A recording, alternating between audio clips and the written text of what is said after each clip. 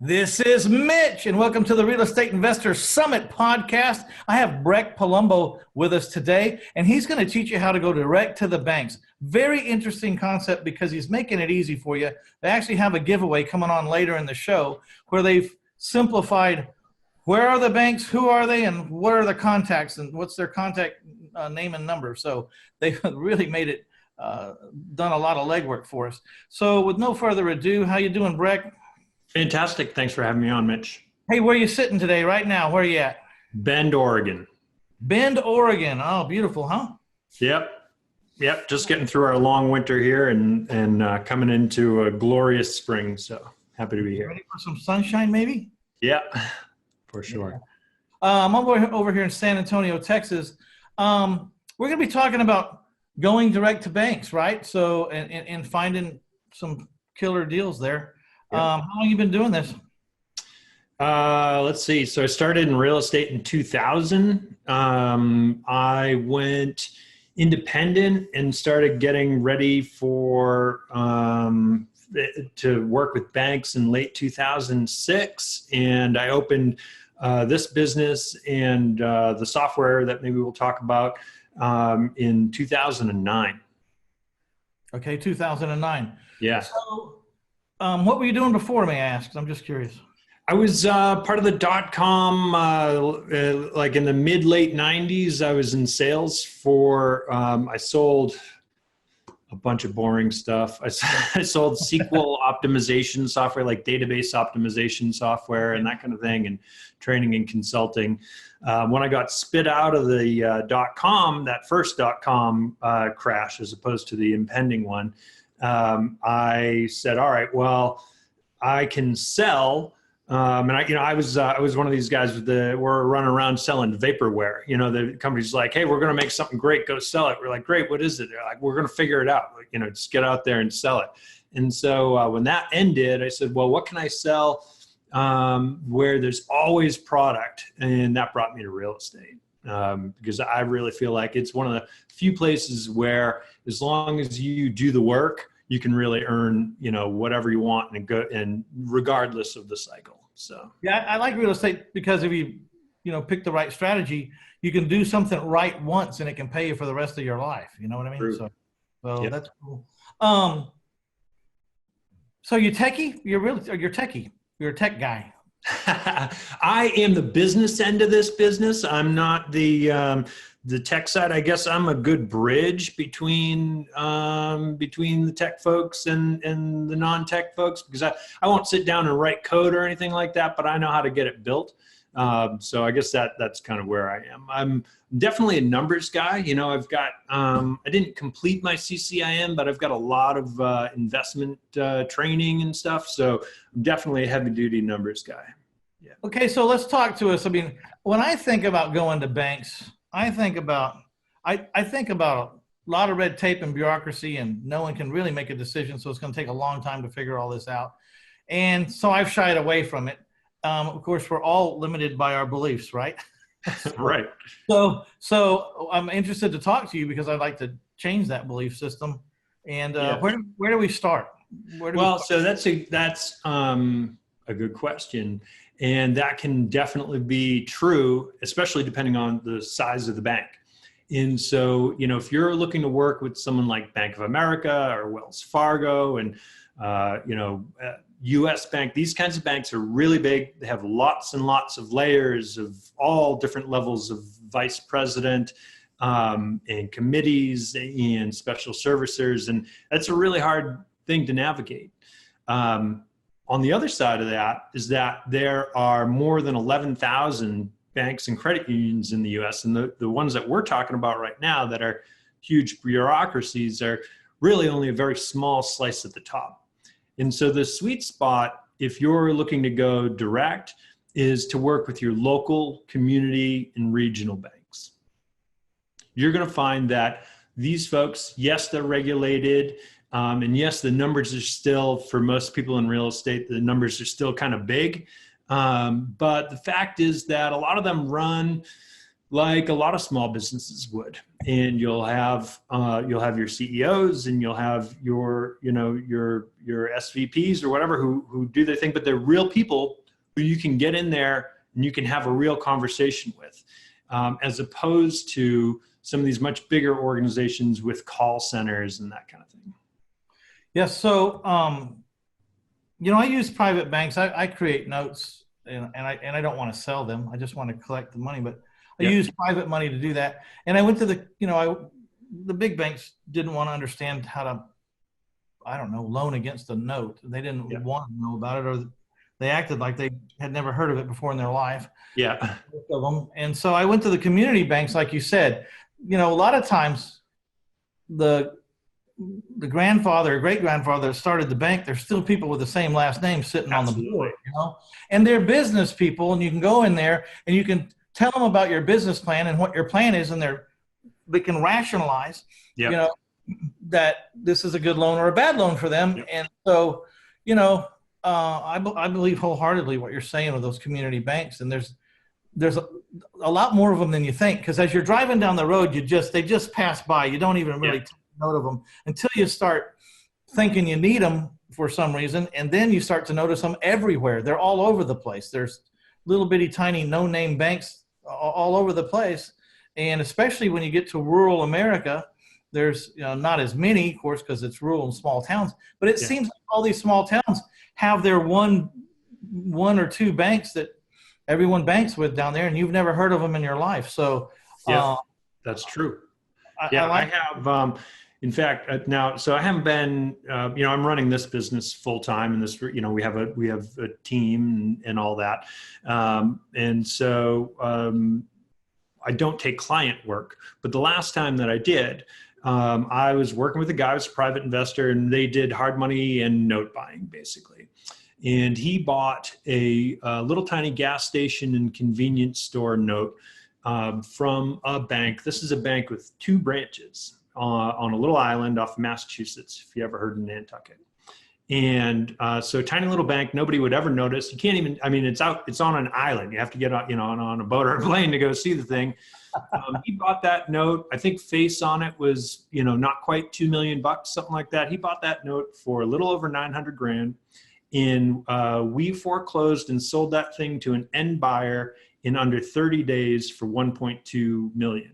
And so I forget the exact numbers there, but I know that he ended up walking with about 360K from a deal that he bought that we processed, like I say, in under 2 months from a little tiny local bank. And the reason is that they didn't want to have this thing on their books. They didn't want to get in the chain of title. They didn't want the risk of having a deal with that. And so for that reason, they were able to do that. And that's just one bank.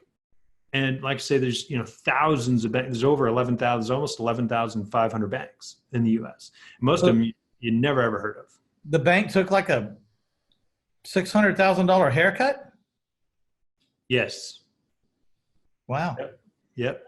Yeah. So let's talk about that. It's not emotional. They have, $600,000 to you or me is one thing. $600,000 to a multi-billion-dollar bank, or what value are these banks at? Are they worth it? Well, so I think that's not it. They vary, right? And you have to have a certain minimum even to be a bank, and then beyond that, there's credit unions. You get a little bit smaller. And my point was, it's not emotional, and it's just a day in a life for them, and that's the thing is what people. So that's why I originally started pursuing banks. Is look, the writing was on the wall. In terms of where we were at cyclically in the economy. I said, all right, now if things go south and they look like they might, where do you want to be? I think you want to be next to the sellers who can still sell, if that's your business, which at the time it was. And so what I started looking at was, when I first started in real estate, I'm out there running around. I started like every Joe on downtown Boston, running around doing rentals, right? It's like there's nothing, it's like pretty thankless work. You're turning keys, you're hoping something happens. Then I started thinking, well, this isn't the best. How am I going to build a sustainable business where I'm not constantly prospecting? And I started moving into the investor market. And so I started doing a lot of like small individual investment sales. because those are folks who, you could do multiple deals with over the course of a year. Then I went to this auction where I watched a guy sell 36 assets in about an hour and a half. I think it was like, 15 or $20 million in sales. I was like, holy crap, what, like that I would much rather be doing. He did a year's worth of business in an afternoon. Where did this come from? And it came from the banks. And that's just the thing, is that lenders are always making loans. Some of those loans are always going bad. And then those loans will either be sold or they'll be foreclosed on. And this happens in good times and bad. In more difficult times, we see a lot more of it and we see deeper discounts. And in times like these right now, we're a little peaky, a little frothy. We're seeing tighter numbers, but that doesn't change the fact that this is a continuous cycle where they're just processing it through. There are people, it's their job. They're not entrepreneurial folks. They come in the morning and, they've got their briefcase with a bologna sandwich in it. They're hoping to get out by 4:30 to see their kids' soccer game. And in the middle, they need to sell some assets. And files are landing on their desk and they're hoping they can make these go away and they can look good for the boss so they can get a promotion. And that's their whole job. And so they're repeat sellers of discounted and distressed assets, and it happens all the time. So that's exactly why I went after them, and why I think that for you to establish a little niche where you are, where you have, I like to say that if you can just 5 to 10 lenders, if there are 5 to 10 lenders who, you can pick up the phone and they'll do a deal with you, that's a pretty good book of business right there. You don't even need more than that. That's interesting. I was just thinking, I did a bank deal. We're in the middle of it right now. It's a million. The house is appraised at $1,069,000. The bank let us buy the defaulted note for $400,000 more or less, and the guy's $100,000 behind. And so we bought, the note, and we bought the arrearage, and so we sent out the foreclosure notice, saying, bring the $100,000 and get the note caught up, or we'll foreclose on the house. So it looks like we're going to get the house. And so that may be one of the sweetest deals I've done in my entire career. I deal in a whole bunch of little stuff. Yeah. Just mountains of it. You know what I mean? I would buy about 100 houses a year and I sell them with owner financing. Okay. I sell them on 30-year notes, no balloons. Yeah. And I've worked out the underlying financing with private people. And so I was just thinking, I really should apply myself more to the banks around here, because I have a proven track record for 24 years. I can make some claims that most people can't make. Yep. And then I can, I should be trusted to close on their asset if I say I'm going to buy it. Yeah. Well, it's interesting you bring that up, because I would say, so I worked for, I've liquidated a lot of stuff for banks, few hundred assets, a couple $100 million in sales. And I've had plenty of them sell before they ever got to me. So my contact sells it to someone like you. And I can tell you that the number one thing in my experience, the number one thing that the lender wants once they engage with someone like you, Mitch, is to know that you're the real deal. And so when they do not want to do a retrade. When they work out a deal with you, you put something down on paper, they want to, if you get that all the way to the close, they'll call you again. If you jerk them around, they will not call you again. You're off the list. And so it's really important that you stick to your word and that you perform. Yeah, absolutely. And looking back, some of the best deals I've ever made were through the banks. And I guess gets down to that bottom line. They're just not emotional.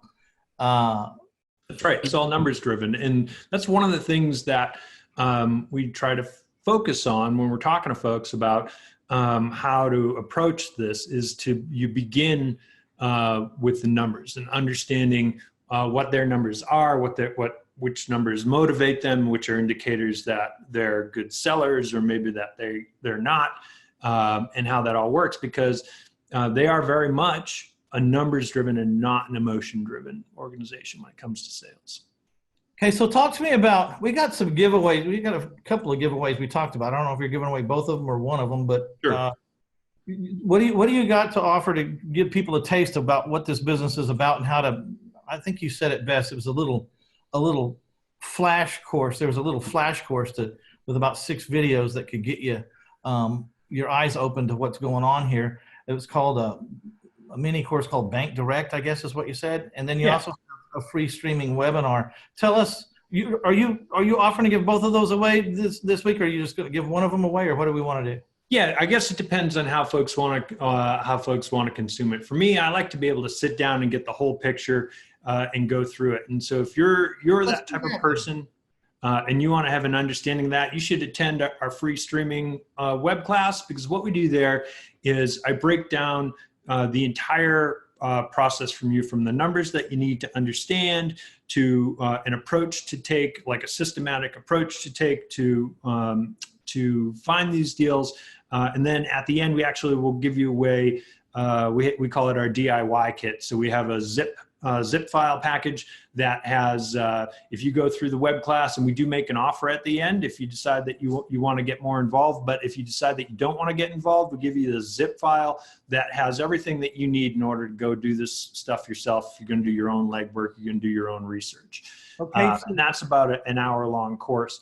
The other thing that you could do is we do have a 6-video mini course. That's a little bit lighter touch. We don't get as deep into it, but if you want to just get a glancing blow on the thing and kind of understand it a little bit better, that's a good way to go without a big time commitment. And I guess you'll have a couple of links for that. Yeah. So go to REInvestorSummit.com/go bank direct. Go Bank Direct, and that'll get you over to the show notes. And in the show notes are going to be links to the mini course Bank Direct and to the free streaming webinar. Pick either one that you want, and then, like he said, if you've got enough information and you're one of those AAA ready, aim, fire guys and want to go out on your own and take a run at it, you got plenty of information there and forms. But if you think you need a little coaching, then that's going to happen. You'll have that choice as well. Now, you know what I say. I always say you're going to pay for the education one way or the other. You're going to pay for it. The street's going to charge you either in lost deals or things or money you stepped over that you didn't see, or you pay a coach. I just think it's a lot less anxiety to pay a coach and calm down and go to your corner when you're getting the hell punched out of you, and go back to your corner and have someone to talk to you about how you're going to keep from getting your nose broke on this deal. So that's my opinion. It's always been my opinion. I'm not saying it has to be me, and I'm not saying it has to be him. I'm just saying get somebody who, and I like to say this, who you want to be like on and off the field, in business and in life. I mean, it's, you don't want to stand next to people that are turds in their personal life. It'll all rub off somewhere. And so go to REInvestorSummit.com/go bank direct. So tell us about the Bank Prospector, and this is something you're selling. You sell the Bank Prospector, is that right? Yeah. So this software has been around since I created it in 2009. And what happened was I was out there kind of banging my head against the wall, looking to get Bank Direct deals. I ended up hooking up with, and at that time I had I had a couple of projects of my own, but I was also my full-time was a broker and was an auctioneer. So I had licenses in all the New England states. And I was out there looking for, how am I going to find these deals? And much to your point about mentorship, I ended up finding this guy who really knew what he was doing.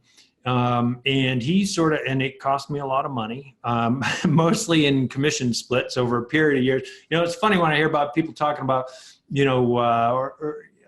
the expensive courses and that kind of thing. I go, expensive courses, try splitting deals for a few years. You know what I mean? That you want to talk about expense, we're deep into 6 figures for that.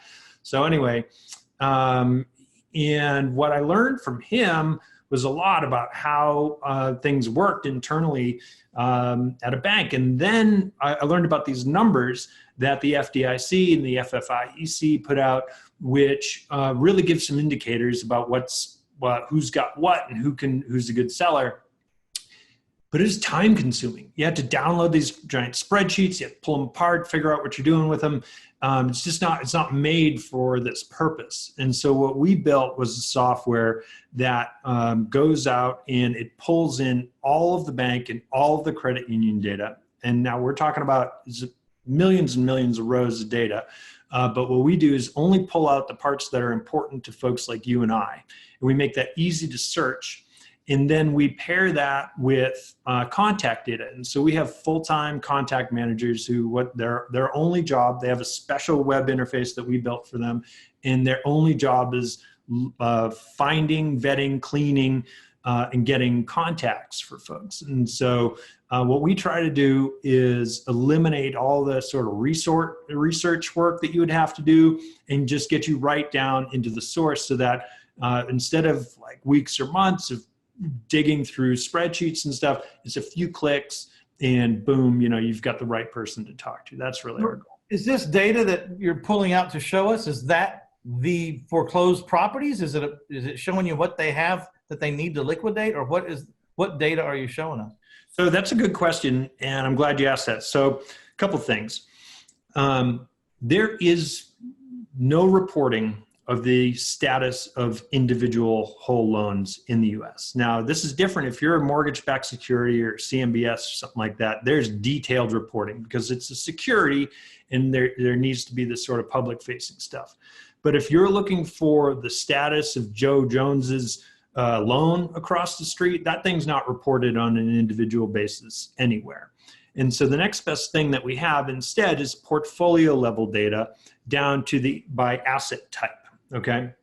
So that's one of the things that we show you. Now, the other thing that happens is that a lot of, there's so many systems out there right now where they're trying to show you all the REO, the fact is that the way that REO is, well, I'll just give you an example.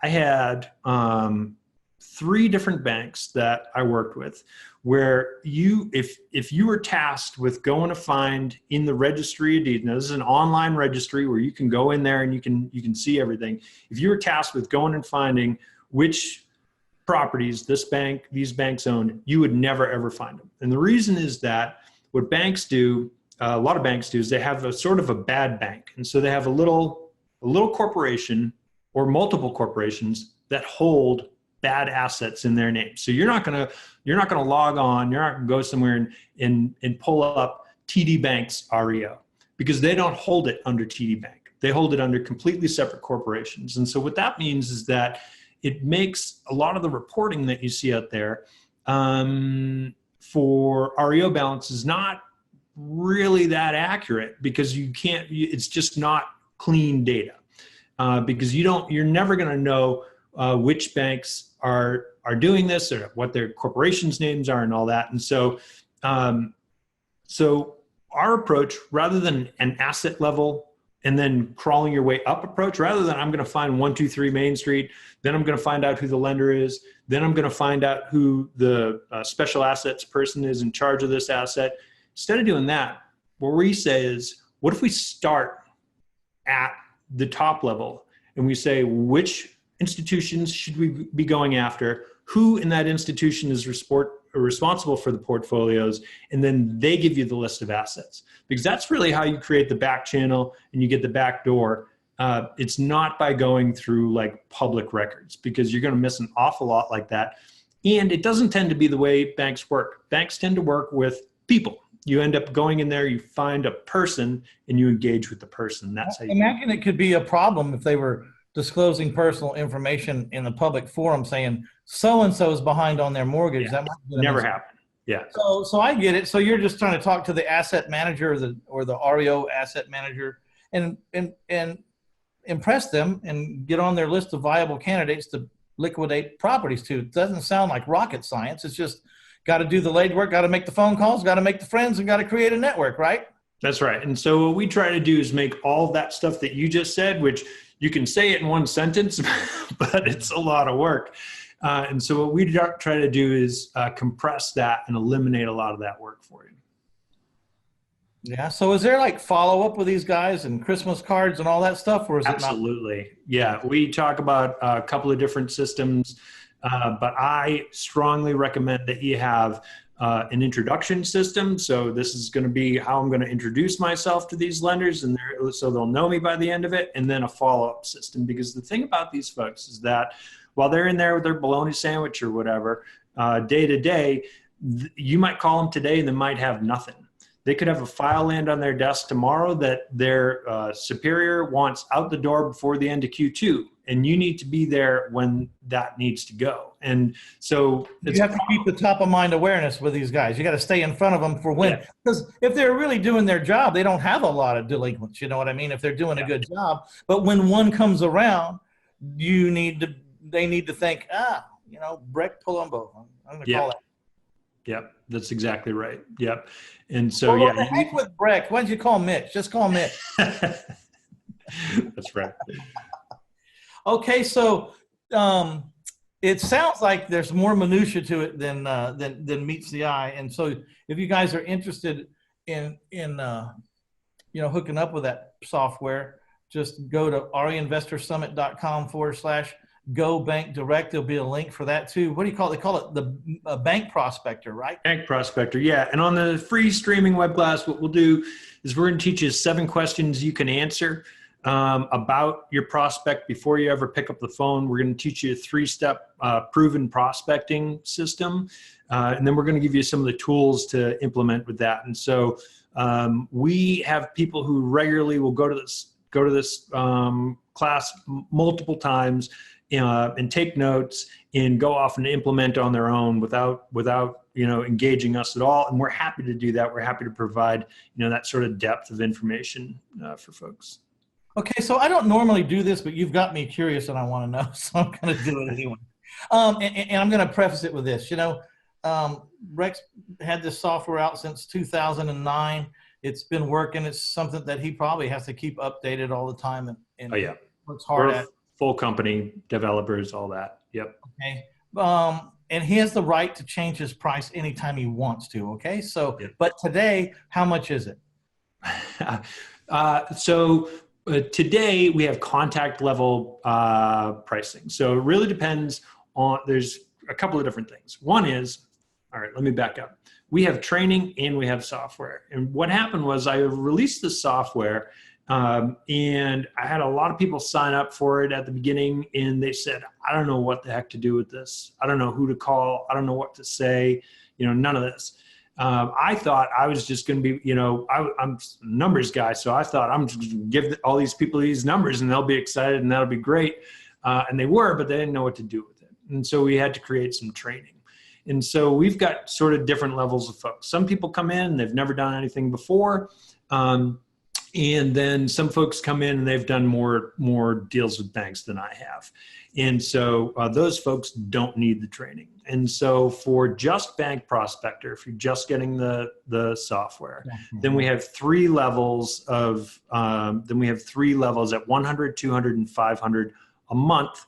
And that is based on your contact volume. Now, some of our customers will come in and maybe they're a hedge fund and they get a power dialer and they're going to sit somebody down and their whole job is to take our data and plow through it. Well, they're on the $500 a month plan so they can get all the contacts. If you're looking to work locally or even regionally, either the $100 or the $200 a month. And if you do a year, what we do is we give you 2 months free is the way that works. Okay. And then training varies depending on what you need. Well, you don't have to make many deals to make that work. You know what I mean? So yeah, about a little less than one. A little less than one deal. Yeah. All right. So I don't know. Anything you want to say to the listeners here, maybe before we wrap up? I'm going to say this audience is probably a really, really good prospect for exactly what you're showing here. Yeah. You've got me more interested in it now. I may become one of your customers myself because we're always looking at different avenues. So we call them lanes to open.